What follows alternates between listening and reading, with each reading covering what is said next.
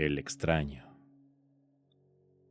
Desdichado es aquel al que los recuerdos de la niñez le inspiran únicamente temor y tristeza.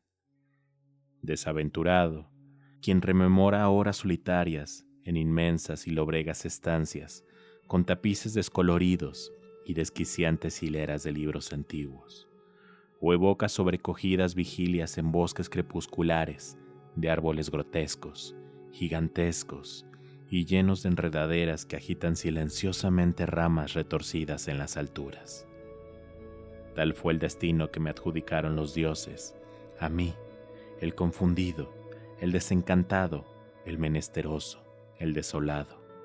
Y sin embargo, me doy extrañamente por contento y me aferro desesperadamente a esos recuerdos marchitos cuando mi memoria amenazaba por un instante con revivir aquellos otros. Lo único que sé del lugar en que nací es que el castillo era tremendamente antiguo y extremadamente horrible. Estaba lleno de pasadizos oscuros y tenía altos techos en los que el ojo solo alcanzaba a ver sombras y telas de araña. Las piedras de sus ruinosos corredores parecían encontrarse siempre repugnantemente húmedas, y había un hedor detestable por todas partes, como de generaciones enteras de cadáveres apilados. Todo estaba siempre a oscuras, así que de vez en cuando solía encender velas y contemplar fijamente su llama para hallar alivio. Y fuera tampoco llegaba la luz del sol, dado que los imponentes árboles crecían muy por encima de la torre más alta accesible. Había una torre negra que sobrepasaba las copas de los árboles, elevándose hasta el cielo desconocido, pero estaba parcialmente en ruinas y no se podía subir a ella, excepto por medio de una escalada prácticamente imposible por la pared vertical, piedra a piedra. Debí de vivir en aquel lugar durante años, pero me resultaba imposible calcular el número. Debía de haber seres que atendieran mis necesidades, y sin embargo soy incapaz de recordar que hubiera nadie más aparte de mí, ni nada vivo que no fueran las silenciosas ratas, murciélagos y arañas. Quien quiera que me criara, pienso, tenía que ser increíblemente mayor, ya que la primera imagen que recordaba de una persona de carne y hueso era la de algo que se parecía a mí, de un modo caricaturesco, pero que presentaba un aspecto deformado, ajado y decrépito como el castillo. No había nada grotesco a mis ojos en los huesos y esqueletos que se encontraban diseminados por algunas de las criptas de piedra excavadas a gran profundidad entre los cimientos, pues asociaba de manera extravagante aquellas cosas como mi realidad cotidiana y las consideraba más naturales que las coloridas ilustraciones de seres vivientes que encontraba en muchos de los mohosos libros del castillo, libros de los cuales aprendí todo lo que sé. No hubo ningún maestro que me exhortara al estudio ni me orientara, y no recuerdo oír ninguna voz humana durante todos aquellos años, ni siquiera la mía, ya que, si bien había leído acerca de la facultad del habla, nunca se me había ocurrido intentar ponerla en práctica. Mi aspecto era igualmente una cuestión que jamás me había planteado, dado que no había espejos en el castillo, y simplemente, de manera intuitiva, me consideraba semejante a las juveniles figuras que veía dibujadas y pintadas en los libros. Como recordaba tan pocas cosas, tenía la noción de que era joven.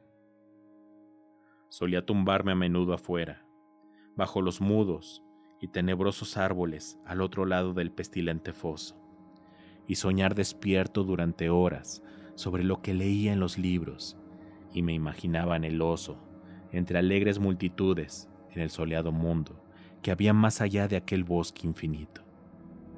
Una vez intenté escapar de él, pero cuanto más me alejaba del castillo, más densas eran las sombras y más siniestramente terrorífica la atmósfera que me rodeaba. De modo que regresé corriendo como alma que lleva el diablo, por miedo a extraviarme en un laberinto de silenciosas tinieblas. Así pues, Soñé y esperé a lo largo de interminables crepúsculos, aunque no sabía qué era lo que estaba esperando. Entonces, sumido en aquella sombría soledad, mi ansia de luz se volvió tan desesperada que ya no pude seguir de brazos cruzados, y levanté mis manos en un gesto suplicante hacia la ruinosa torre negra que se elevaba por encima del bosque hasta el cielo desconocido. Y al final resolví escalar aquella torre, aunque corriera el peligro de precipitarme al vacío, dado que era preferible ver el cielo por un instante y perecer antes que vivir sin contemplar jamás la luz del día. En medio de la húmeda penumbra, subí la vetusta y gastada escalera de piedra hasta alcanzar el punto en el que se interrumpía, y a partir de ahí, continué el ascenso aferrándome peligrosamente a pequeños asideros que remontaban la pared. Espantoso y aterrador era aquel solitario cilindro de roca sin escaleras, tenebroso, decrépito y desolado, y siniestro a causa de los sobresaltados murciélagos de alas silenciosas que revoloteaban en su interior.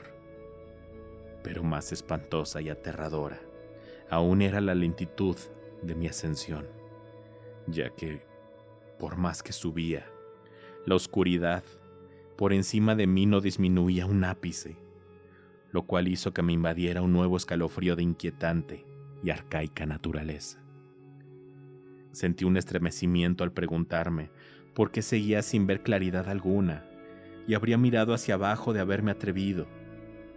Supuse que la noche se me había echado inesperadamente encima, y busqué a tientas, con una mano en el alféizar de alguna ventana, con idea de asomarme al exterior, para intentar calcular la altura a la que había llegado. Mas no encontré nada.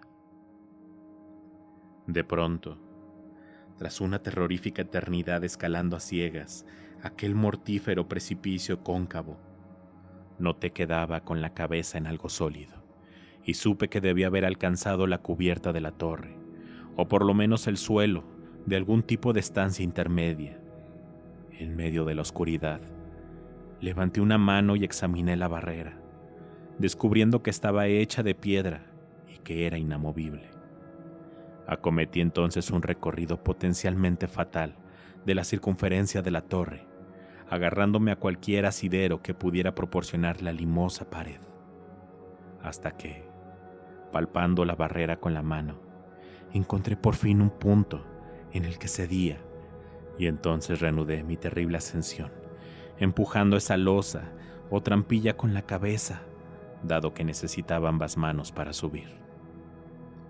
No apareció ninguna luz al otro lado, y cuando mis manos llegaron más arriba, supe que mi escalada había concluido por el momento, dado que aquella losa constituía la trampilla de un hueco que conducía a una superficie de piedra horizontal de mayor diámetro que la torre inferior. El suelo, sin duda, de alguna clase de atalaya espaciosa de techo alto. Subí trepando con cuidado a través del hueco y traté de impedir que la pesada losa se cerrase de nuevo sobre él, mas fracasé en el intento. Los estremecedores ecos de su caída llegaron a mis oídos al tiempo que me desplomaba exhausto en el suelo de piedra. Con todo, esperaba poder levantarla otra vez cuando fuese necesario.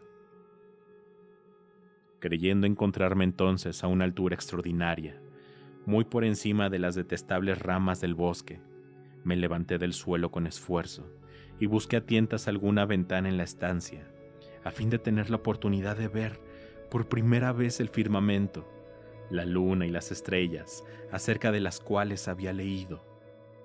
No obstante, me vi decepcionado en todas direcciones, dado que lo único que encontré fueron unas enormes repisas de mármol que albergaban unas repulsivas cajas oblongas de un tamaño inquietante.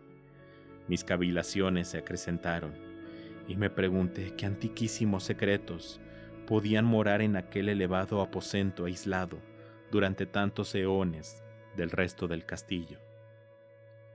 Entonces mis manos dieron de repente con una salida, una rugosa puerta de piedra extrañamente cincelada.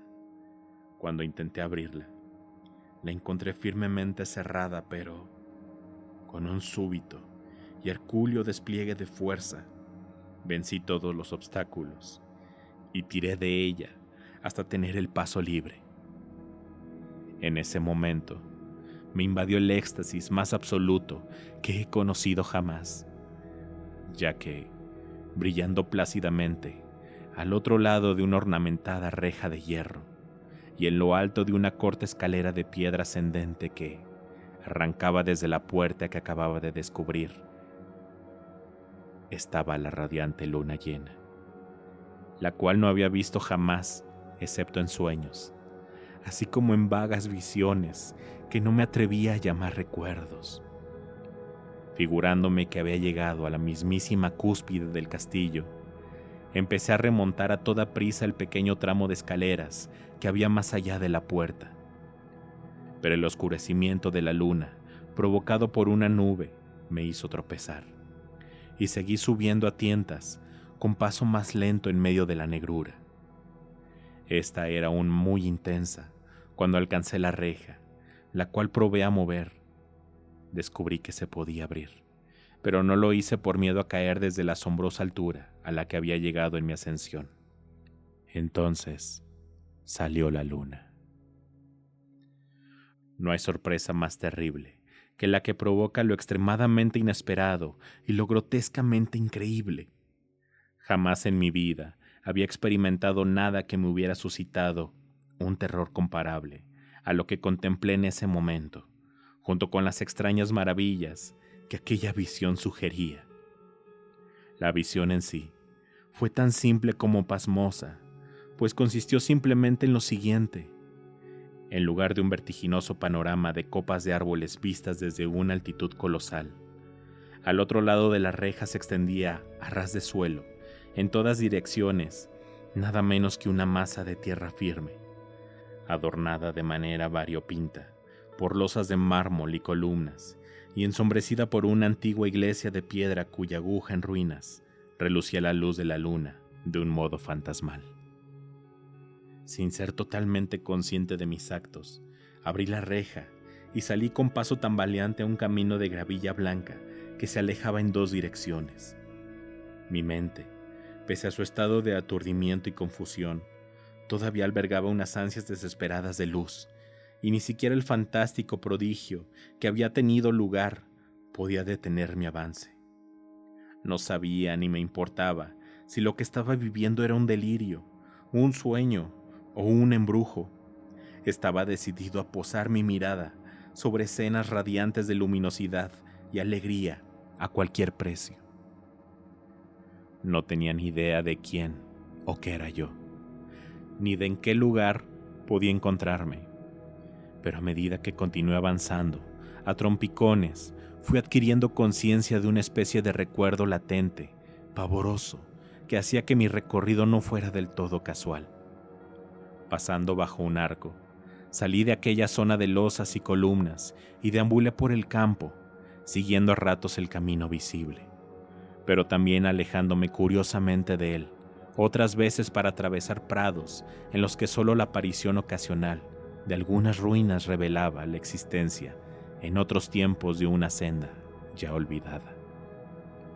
En un momento dado crucé a nado un río impetuoso, en el cual unos escombros cubiertos de musgo hablaban de un puente desaparecido hacía ya largo tiempo.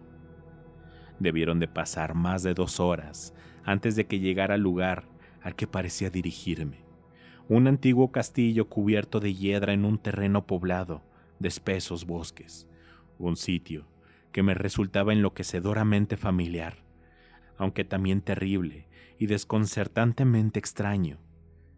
Vi que el foso estaba lleno y que algunas de las torres que también conocía habían sido demolidas, al tiempo que había otras salas nuevas para confusión del observador. En lo que me fijé, no obstante, con sumo placer e interés, fue en las ventanas abiertas, por las cuales escapaba una luz radiante y esplendorosa y una algarabía enormemente festiva y alegre. Tras acercarme a una de ellas, me asomé al interior y vi a un grupo de personas, vestidas de una forma ciertamente rara, que se divertían y charlaban animadamente unas con otras. Aparentemente, era la primera vez que oía hablar a nadie, y solo podía intuir vagamente lo que decían.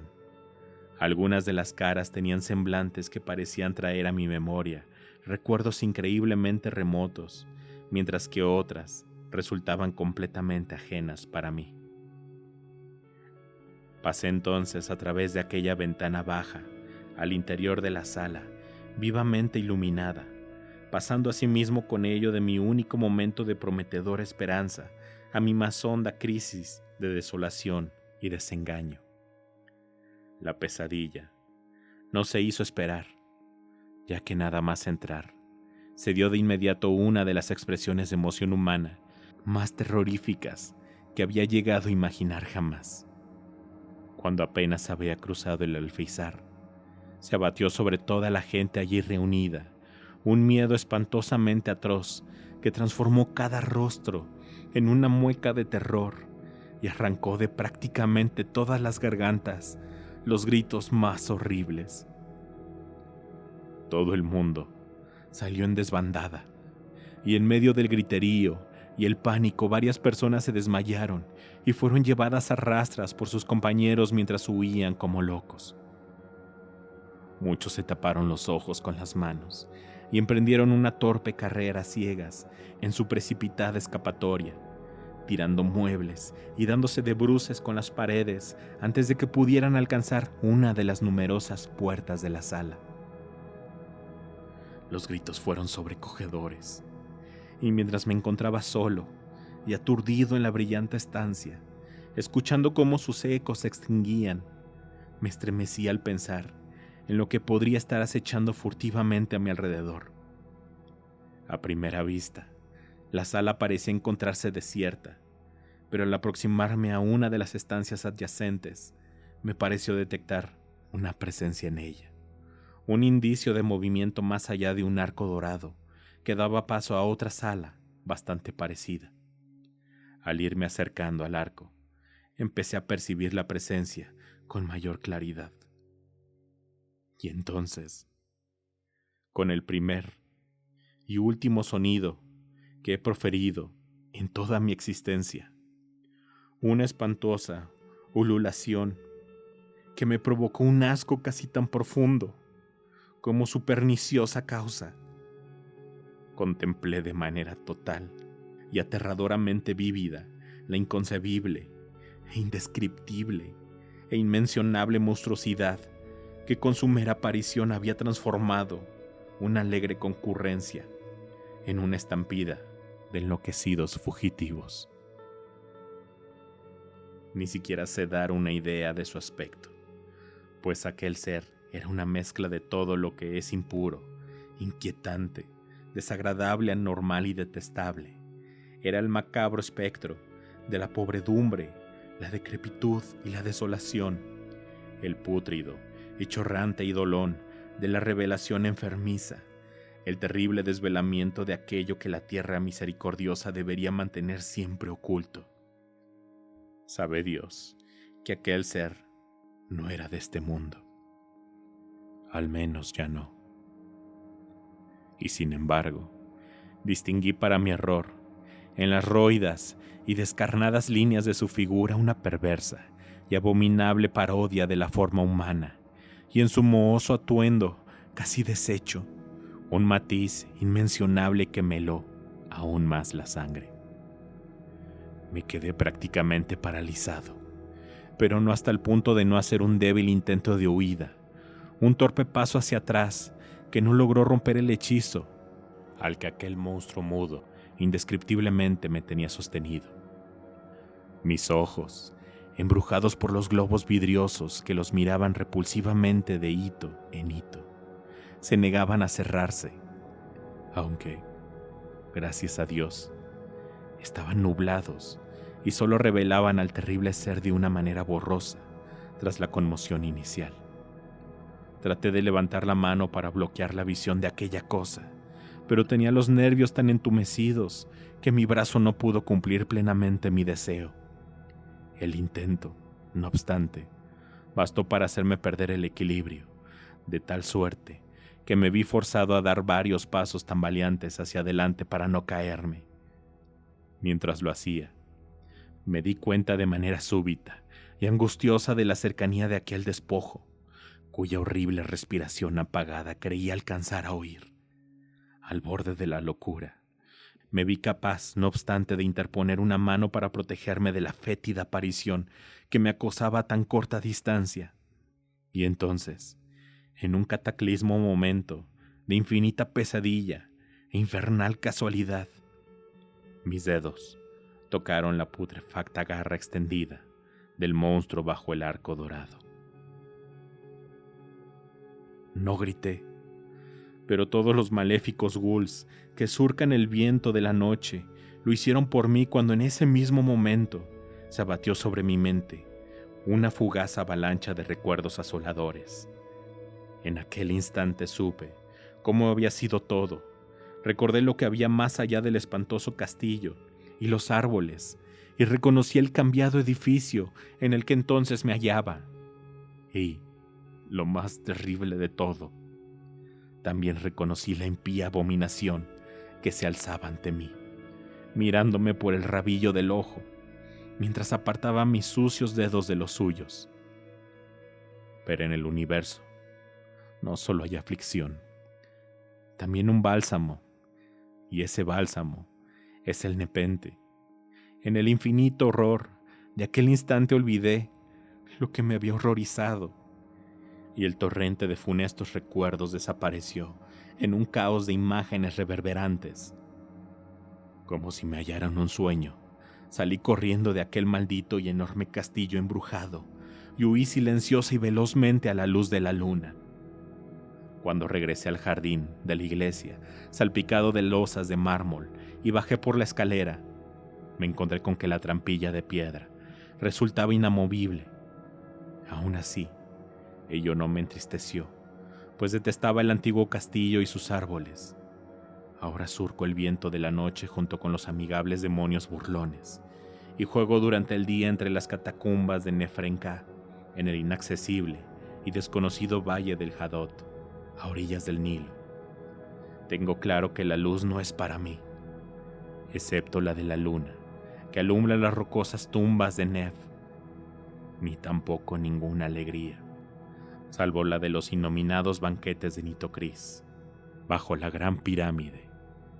Y sin embargo, en mi nuevo desenfreno y libertad, casi me resulta grata la amargura de vivir apartado del mundo. Pues aunque el nepente ha aliviado mi dolor, siempre tengo presente que soy un extraño, alguien que no pertenece a este siglo y cuyo lugar no está entre quienes son aún hombres. Lo he sabido desde el momento en que extendí los dedos hacia la abominación que se encontraba en el interior de aquel gran marco dorado. Desde que extendí los dedos y toqué una fría y rígida superficie espejada.